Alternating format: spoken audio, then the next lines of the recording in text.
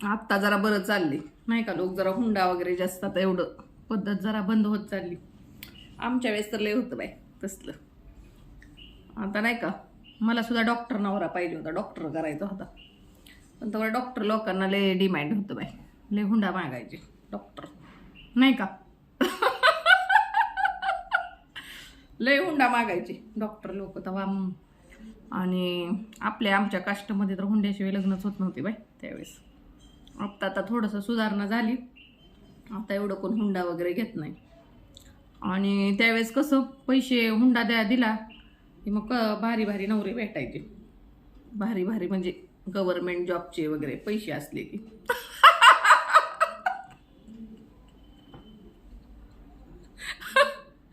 मग दिसायचं, शिक्षणाचं काही एवढंही नव्हतं, पण नाही भेटला बाय मला तर एवढे कोणी पैसे खर्च